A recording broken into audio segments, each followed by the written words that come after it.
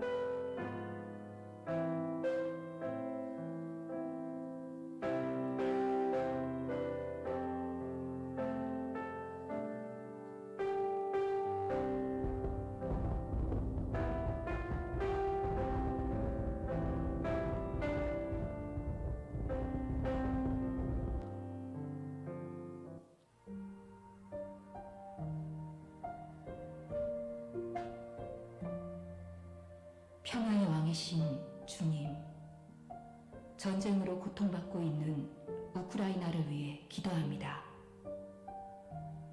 정치적, 민족 간의 갈등 가운데 하루빨리 평화를 허락해 주셔서 더 이상의 큰 아픔과 상처가 발생하지 않도록 인도하여 주옵소서. 불안과 고통 속에 힘들어하고 있는 우크라이나의 영혼들을 위로해 주시고, 폐허가 된 그 땅에 필요한 생필품과 의약품 등이 원활하게 공급될 수 있도록 도와주시옵소서. 우크라이나의 교회들이 전쟁 가운데 더욱 굳건히 세워지기를 간구합니다. 유럽의 부흥을 위한 하나님의 귀한 도구로 사용될 수 있도록 흔들리지 않는 강한 믿음을 허락하여 주옵소서. 세상의 주관자 되시는 예수님의 이름으로 기도합니다. 아멘.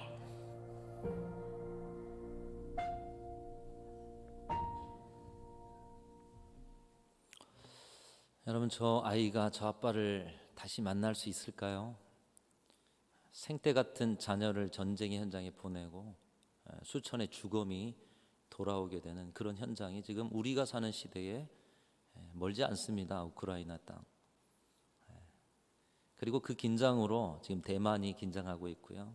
우리도 북한을 주시하고 있습니다. 여러분, 이 영상을 보시면서 우리가 이 순간 가장 먼저 해야 할 일이 무엇이라고 느껴지십니까? 지금 우리가 해야 할 일이 무엇일까요? 인간의 불가항력적인 상황에서 할 수 있는 것, 우리가 할 수 없는 자리가 많아요. 근데 우리가 해야 할 일이 하나 있어요. 뭐냐? 기도하는 것이라는 것입니다. 우리가 이 시간 할 수 있는 게 뭡니까? 저 나라를 위해서. 여러분, 이런 우크라이나의 전쟁이 속히 끝나고 전쟁의 이 공포와 힘겨움 속에서 그 국민들이 다시 자유를 찾고 평화를 찾을 수 있도록 복음의 땅이 되어서 유럽에 복음을 전할 수 있는 좋은 민족이 될 수 있도록, 그리고 우크라이나 교회들이 더욱 굳건히 서갈 수 있도록 여러분께서 생각날 때마다 기도해 주시기를 바랍니다. 기도하셔야 합니다. 특별히 우리가 전쟁을 겪고 수도 없는 나라의 도움을 입은 자들로서, 여러분, 지금 우리가 살아가는 시대에 일어나는 전쟁을 보십시오. 이 땅의 어두움을 보십시오. 코로나 시절이 되어서 3년 차가 돼가고 있습니다. 코로나 시작할 때 여러분 어떤 말씀으로 우리가 기도를 시작했습니까? 겸비하여 기도하는 자들의 기도를 들으시는 주님, 우리가 주님 앞에 겸비하여 기도하겠사오니 이 땅을 고쳐 주시옵소서. 주님의 약속대로. 그런데 3년을 기도했어요. 왜 이 땅이 이렇게 고쳐지지 않는 것일까요? 대한민국의 지도자를 선출하며 미래를 기대하고 치러지는 대통령 선거가 이번 주에 다가옵니다. 여러분, 그런데 또다시 반복적으로 우리의 심령에 드는 생각이 무엇입니까? 인간의 연약함, 실망과 우려가 우리 마음속에 가득 차 있습니다. 하나님께서 시대를 통해서 우리에게 어떤 것으로 고난받으라 말씀하고 계시는가, 여러 가지 음성이 들리고 있습니다. 이 시대를 바라보면서, 우리의 코로나의 상황을 바라보면서, 우리의 대선의 이 민족의 미래를 바라보면서 어떤 것으로 고난받으라, 저는 그 음성이 저와 여러분에게 지금 들려지고 있다고 믿습니다. 영상을 보면서 지금 우리가 해야 할 것이 무엇인지 함께 공감하셨듯이 이 시대를 통해서 하나님께서 명령하십니다. 기도로 고난받으라. 기도를 시작해라. 우리가 지금 할 수 있는 것이 무엇입니까? 우리의 힘으로도 안 되고 능으로도 안 되는 자리가 너무나도 많은데, 오직 성령의 능력으로 주께서 행해 주시기를 기도하는 것 말고 할 수 있는 것이 없는 자리가 많은데, 기도를 시작해라. 기도로 고난받으라. 주님의 명령에 순종하실 수 있는 저와 여러분들이 되실 수 있기를 주님의 이름으로 축복합니다. 여러분, 무엇보다 우리가 기도해야 하는 이유는 예수님께서 기도하셨기 때문입니다. 예수님도 기도하셨기 때문에, 예수 따르는 자들이라면 예수님의 일상이 기도셨습니다. 예수님의 취미가 여가가 기도셨습니다.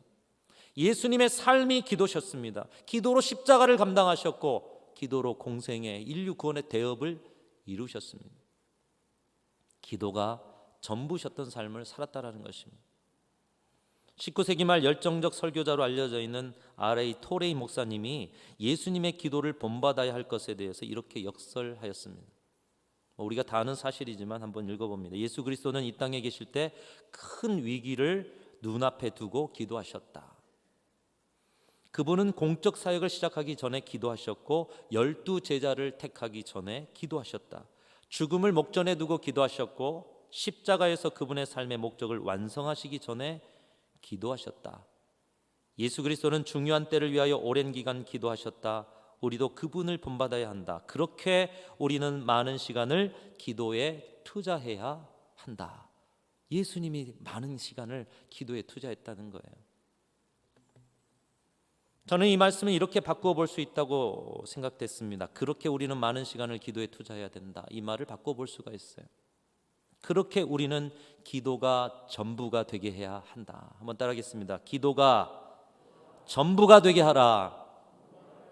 예수님의 삶 전체가 기도했다는 거예요. 큰일이 있건 삶의 일상이 있건 제자를 부르시건 십자가를 지시고 십자가 위에서조차도.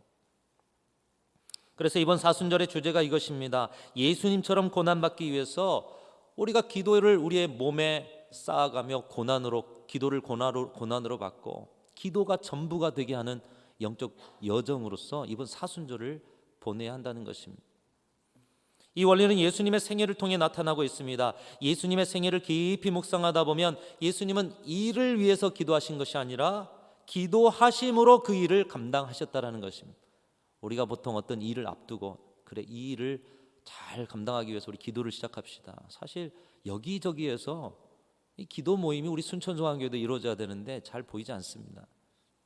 네, 어쨌든 근데 더 중요한 것은 뭐냐? 순서가 달라요. 일하기 위해서 기도하신 것이 아니라 예수님께서는 기도하심으로 그 일을 감당했다는 거예요. 생애 자체가 기도셨다라는 것입니다. 예수님은 기쁘고 즐거울 때만 기도하신 것이 아니라 온갖 고난과 모욕을 당하실 그때도 기도하셨다라는 것입니다. 예수님은 건강하고 편할 때만 기도하신 것이 아니라 피곤하고 지쳐 계실 그때도 기도하셨다라는 것입니다. 예수님은 성공적인 열매가 많을 때만 기도하신 것이 아니라 초라하고 연약해진 그때도 기도하셨다는 것입니다. 그 예수님의 기도하시는 모습 앞에 우리가 어떤 변명을 늘어놓을 수 있겠습니까? 그 기도의 삶이 몸에 배인 습관이었다, 성경은 증언하고 있습니다. 사랑하는 성도 여러분, 이번 사순절에 기도가 여러분의 몸에 배이시기를 축복합니다. 기도의 습관이 배이시기를 바랍니다. 예수님은 왜 그토록 기도에 힘쓰셨습니까?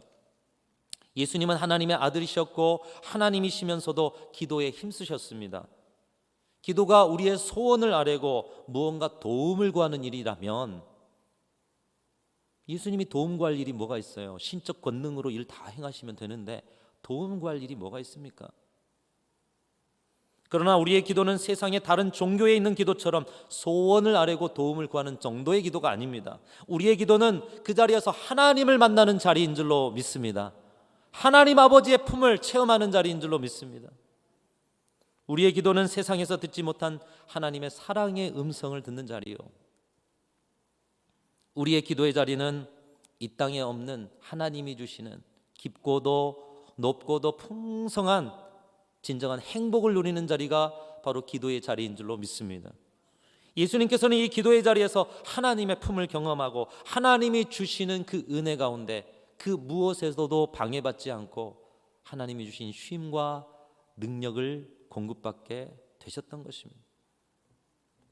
그 기도가 또다시 다른 기도를 하게 하고 그 기도가 고난의 삶 속에서도 자족하며 감사하게 하고 그 기도가 하나님의 뜻을 이루는 능력이 되었던 것입니다. 예수님께 기도는 가장 행복한 자리였습니다. 그래서 기도가 삶의 중심이요 기도가 전부셨습니다. 여러분, 우리가 행복한 거 더 누리고 싶죠? 더 추구하고 싶죠? 예수님께 기도의 자리가 그런 자리였다는 거예요. 그래서 기도가 전부가 되셨다는 거예요. 그런데 그런 예수님의 관점에서 기도하는 다른 사람들을 보니 바리새인들이 사람에게 보이려고 기도합니다. 이방인들이 자기가 이 땅에서 사는 삶을 위해서 주저리 중언부언하면서 기도합니다. 결코 그들의 기도가 행복해 보이지 않았습니다. 형식적이고 의미 없고 행복하지도 않은 기도를 드리는 것을 보고 그래서 사랑하는 제자들에게 오늘 말씀을 통해서 기도를 가르치고 계신 것입니다. 사랑하는 제자들아, 사랑하는 나를 따르는 그리스도인들아, 너희가 기도할 때 저렇게 기도하지 말고 내가 너희들에게 기도를 가르쳐 줄 테니 너희는 이렇게 기도하라. 기도의 행복을 누리게 하기 위해서 오늘 제자들에게, 우리 그리스도인들에게 기도를 가르쳐주고 계시는 것입니다. 본문 9절을 보면 그러므로 너희는 이렇게 기도하라 이렇게 말씀하고 있습니다. 우리는 이 말씀 속에서 예수님이 가르쳐 주신 기도의 내용에 대해서도 분명히 잘 알아야 할 것입니다만은 그 내용에 대해서는 다음에 배우기로 하고, 근데 그 내용도 중요합니다만은 너희는 이렇게 기도하라. 저는 이 말씀 가운데 다른 것보다 가장 먼저는 기도하라는 주님의 명령이 가슴에 사무쳤습니다.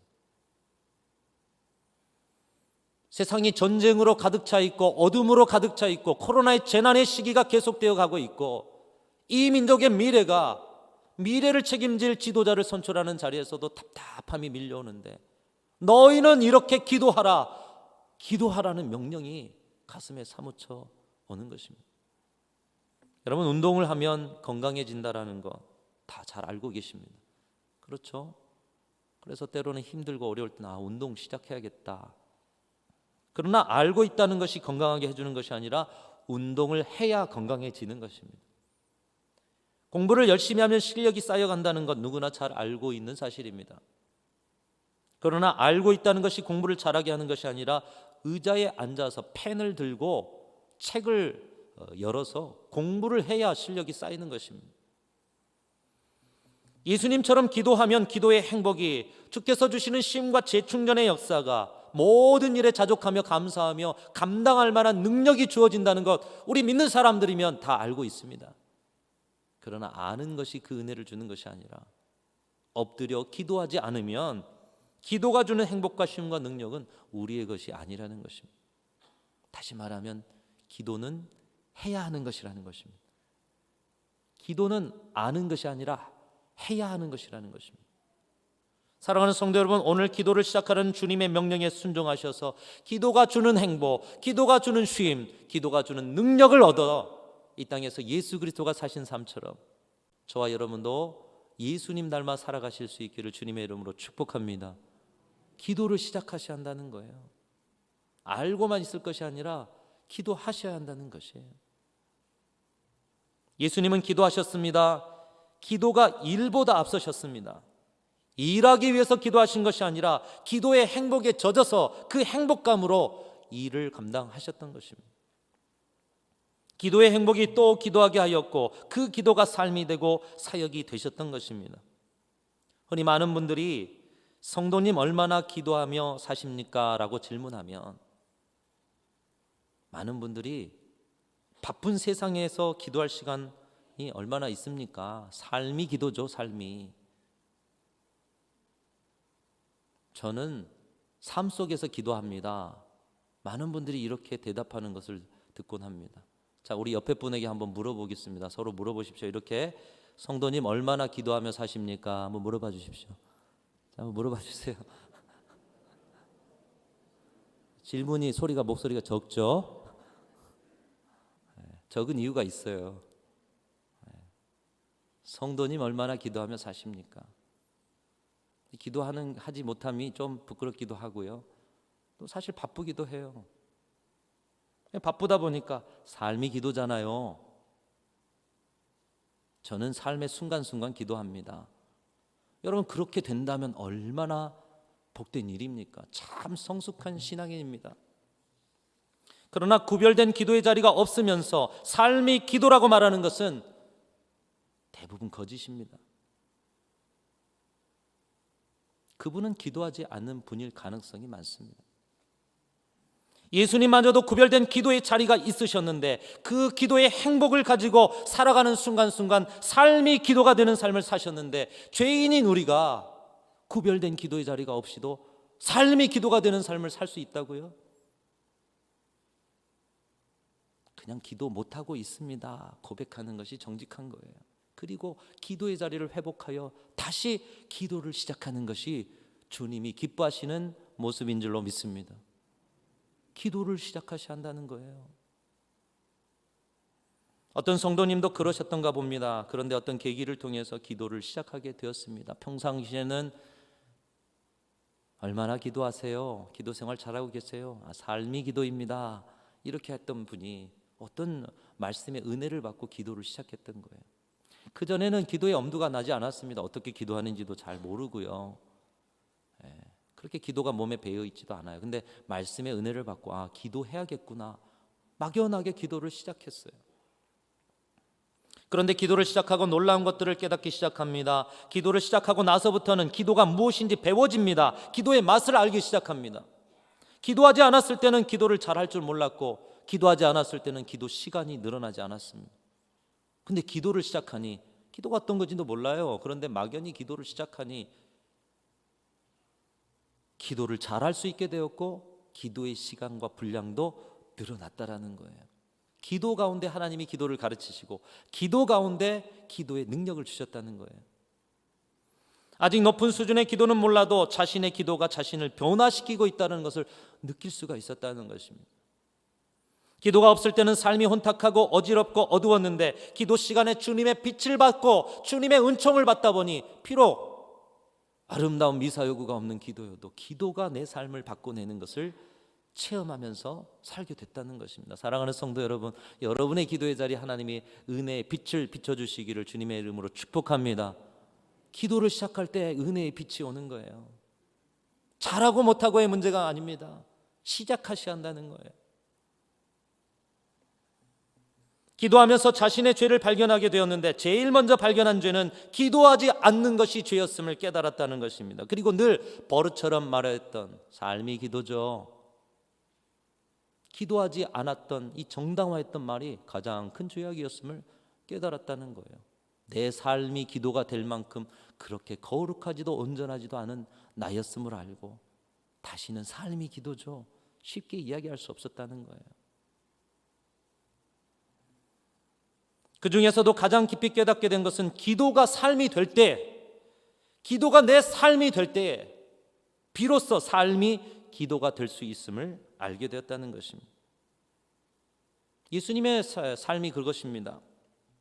예수님도 기도가 삶이 되고 사역이 되신 거예요. 기도의 삶을 사셨기 때문에 그 기도가 삶이 되신 거예요. 기도가 또 다른 기도를 낳고 기도가 기도와 같은 삶을 낳은 것입니다. 한번 따라하겠습니다. 기도가 기도를 낳고 기도가 기도와 같은 삶을 낳는다. 네, 여러분 참 어려운 말인 것 같은데 깊이 생각해 보십시오. 내 기도 시간이 늘어나지 않은 까닭은 기도 시작하지 않은 까닭이에요. 기도가 기도를 낳는 거예요. 참된 기도, 행복한 기도는, 그리고 그 기도가 기도와 같은 삶을 낳는다. 사랑하는 성도 여러분, 예수님께서도 기도하셨는데 우리가 무슨 배짱으로 기도하지 않겠습니까? 이 사순절에 주님은 고난 받으라고 말씀하고 있습니다. 무엇에 고난 받으라고요? 기도로 고난 받으라. 미국의 침례교회 어른인 저드슨이라는 목사님은 기도에 대해서 이런 말을 했다고 합니다. 같이 한번 읽어볼까요? 시작. 당신이 가진 모든 것을 다 도둑맞더라도 목숨을 걸고서라도 지켜야 하는 한 가지가 있다. 그것은 바로 하나님을 향한 기도 시간이다. 사랑하는 성도 여러분, 여러분은 기도 시간을 그 무엇인가 도둑맞지 않으셨습니까? 구별해야 될 기도 시간, 제자라면, 그리스도인이라면, 교회라면 가져야 할 기도의 분량이 있는데 혹시 도둑맞은 것은 아닙니까? 주님은 우리에게 그 기도 시간을 도로 찾으라고 말씀하고 계십니다. 이 사순절에 기도로 고난받으라 명령하고 계시는 것이에요. 여러분, 저는 잘 모릅니다만 순천중앙교회 지난 역사 속에 한 분이 권사님이라는 분이 계셨다죠. 기도의 어머니라죠. 곳곳에서 은사 집회를 하면서 간증을 하셨다죠. 그 시절에는 그렇게 기도하는 분들의 기도 분량이 쌓였어요. 우리 시대에는 왜 그런 자랑거리가 없습니까? 우리 시대에 하나님의 역사를 이루기 위해서 우리 시대의 기도의 분량이 있어야 한다는 거예요. 이번 사순절에 가장 첫 번째로는 전교인 1140시간 기도 실천을 하려고 합니다. 자세한 건 이따 설명해 드리겠지만 우리 교회를 위해서 최소한 1140시간의 기도의 분량을 쌓고 순천을 위해서 28만의 기도 시간을 쌓고 대한민국을 위해서 7천만의 기도 시간을 쌓고 온 세계 열방 위해서 80억만의 기도 시간을 쌓을 때 우리 교회는 세계적인 역량을 발휘할 수 있는 교회가 될 줄로 믿습니다. 사명에 맞게 기도의 분량이 있다라는 거예요. 그 기도의 고난이 없이는 아무리 사명이요 역사를 이야기해도 그 시대를 통해 하나님의 역사를 이야기할 수 있는 능력이 없는 것이에요. 무엇으로 하나님의 일들을 감당합니까? 내 힘으로요? 내 지식으로요? 내 능력으로요? 아니요. 오직 성령의 능력으로 감당해야 될 줄로 믿습니다. 예수님은 그 본을 보여주셨어요. 기도로 고난 받으시고 기도가 삶이 되고 그리고 삶이 그 기도대로 되어지는 삶, 기도가 전부가 되어지는 삶. 오늘 이 아침에 이 한 가지, 이제 기도를 다시 시작해야겠다, 이 결단 이루시고 진정한 기도가 전부가 되는 삶을 사셔서 주께서 누리셨던 그 기도의 행복, 그 기도로 세상을 구하는 그 온전한 삶, 저와 여러분과 우리 교회가 이 시대 가운데 그 삶을 살아내는 기도의 능력이 충만하고 기도의 분량이 쌓여지는 이번 사순절이 되실 수 있기를 주님의 이름으로 축원합니다. 하나님 아버지 감사합니다. 저희들도 예수님 닮아 기도의 분량을 쌓아가고자 합니다. 기도로 고난받는 사순절 되게 하여 주옵소서. 고난 없는 십자가, 부활의 영광만 누리려고 하는 그런 신앙의 자리가 아니라 진정한 고난 있는 십자가로 부활의 참 영광과 은혜가 가득한 교회로 서게 하여 주시옵소서. 기도가 전부가 되는 사순절의 행복을 우리 교회 안에 충만히 채워 주시옵소서. 예수님의 이름으로 간절히 기도하옵나이다. 아멘.